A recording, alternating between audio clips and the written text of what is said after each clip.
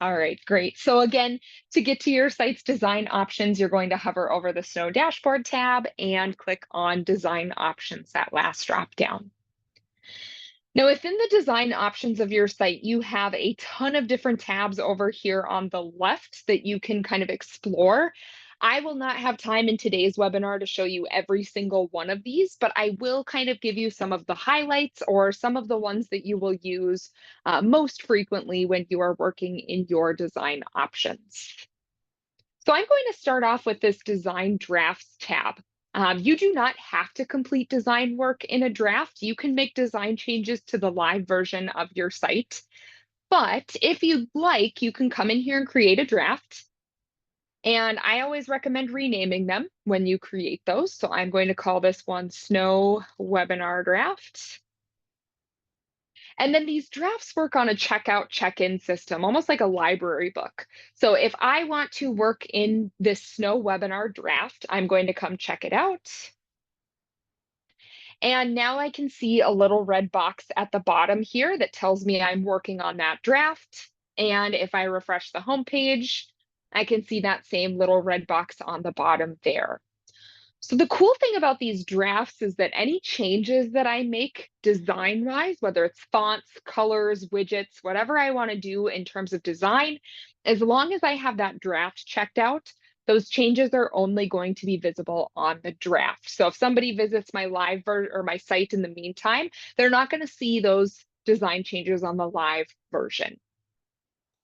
If I do a lot of work in a draft, I do have the option to push it live and send those changes to the live version of my site, or I can just delete them or delete the draft when I'm done with it if I don't want to send those changes to the live version of the site. So design drafts, really cool option there if you want to kind of practice some design things without affecting the live appearance of your site. Kind of backtracking a little bit, the next tab I'll give you a quick tour of here is the Appearance tab. And I think of this Appearance tab as large structural things for your site. So things like how wide is it? 1200 pixels is sort of our recommended width, but you can go as much as 1400 or as little as 980 pixels wide, and that'll determine how wide your content stretches across here. I can do things like increase or decrease the space between my widgets, apply an inner or an outer background color to my site. Inner background color would be kind of in the body area here in the center. Outer background color would be sort of along the margins here. There's a couple other things in here related to colors and background colors, kind of in this center column.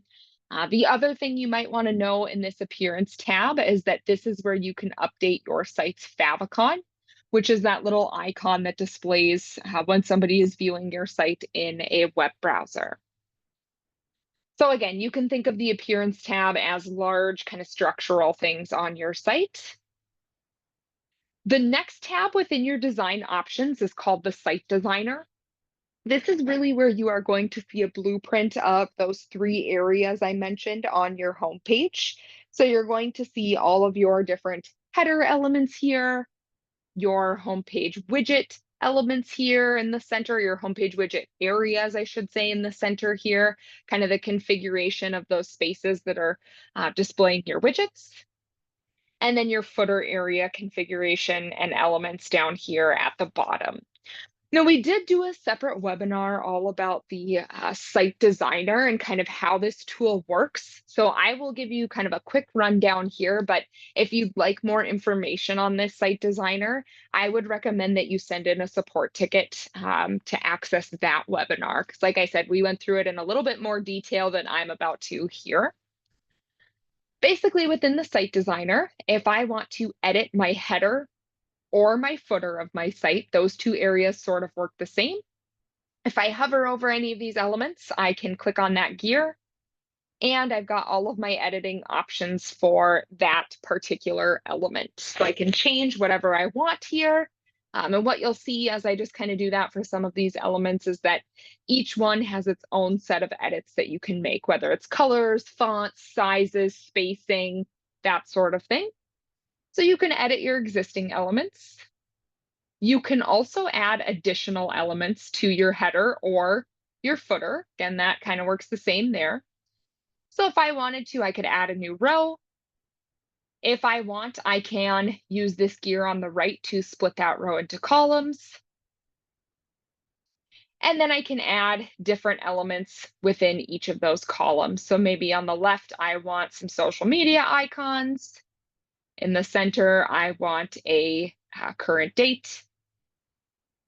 And then on the right, maybe I want a search bar.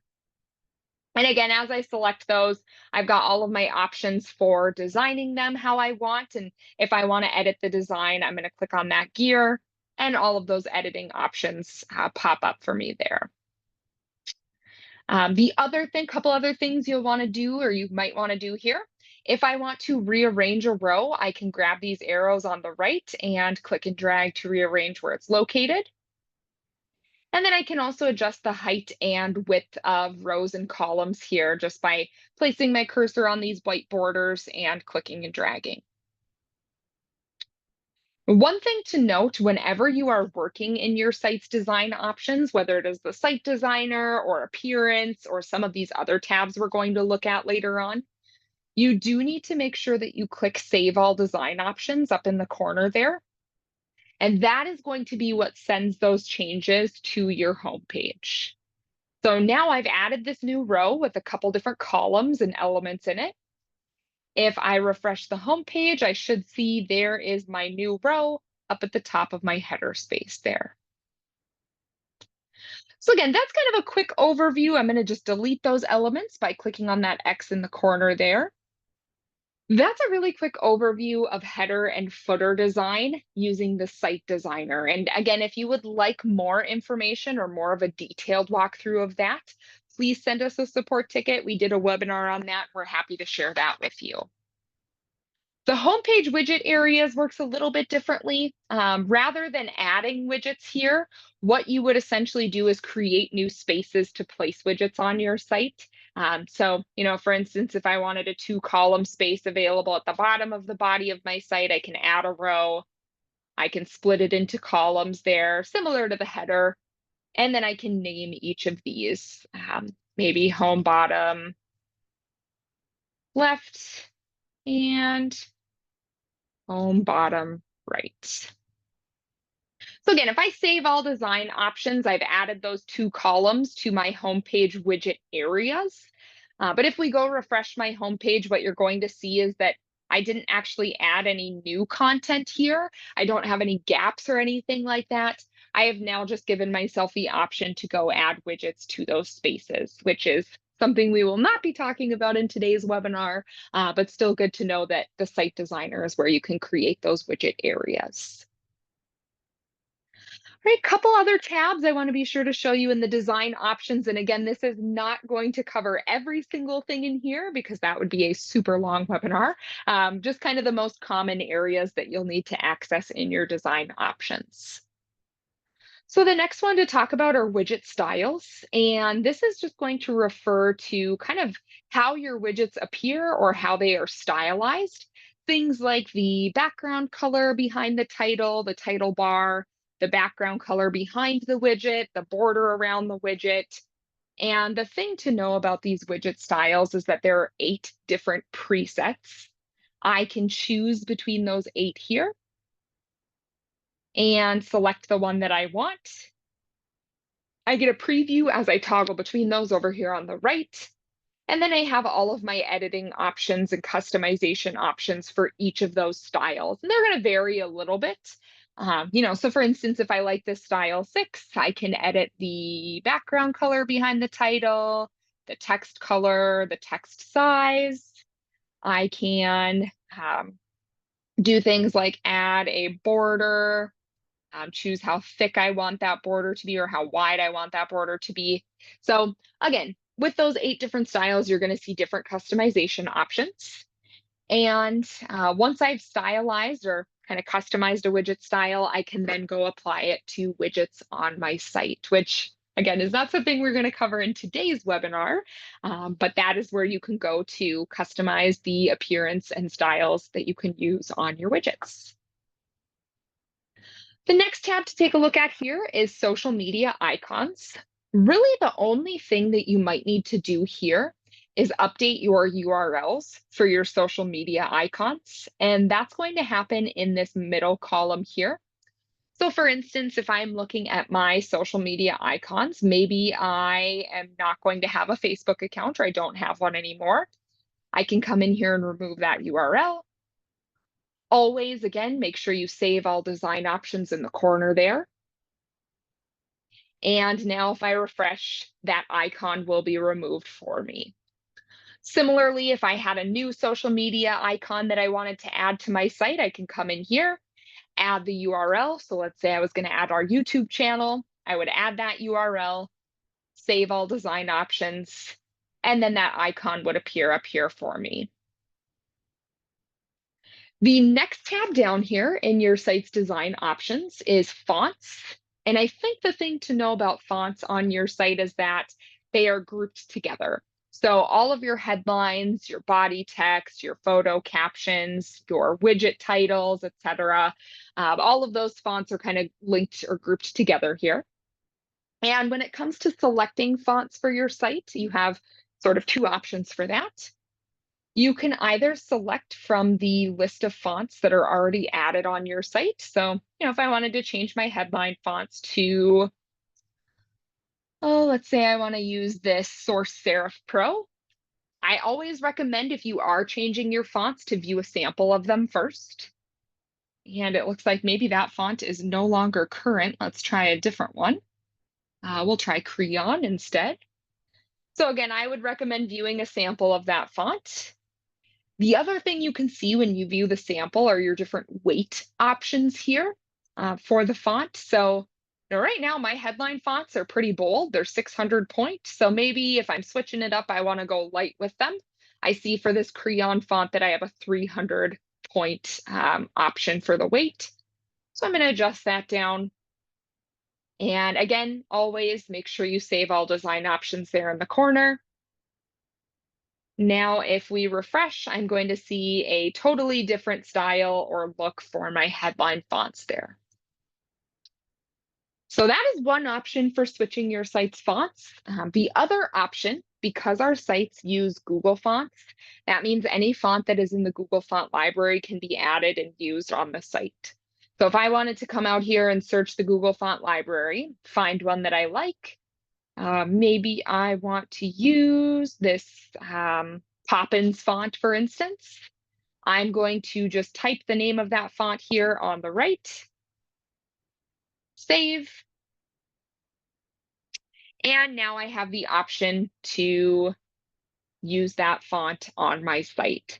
Still, I would recommend viewing a sample of it before you apply it, just so you can see your different weight options and kind of see what it's going to look like there.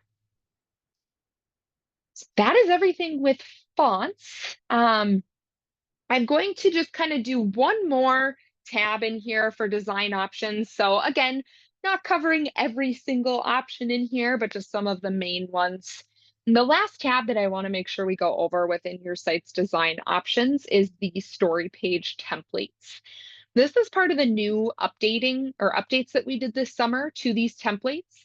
And this is where you can go to access our new story template editor tool, which gives you the option to now customize any of those templates that are available to use with your stories on our site.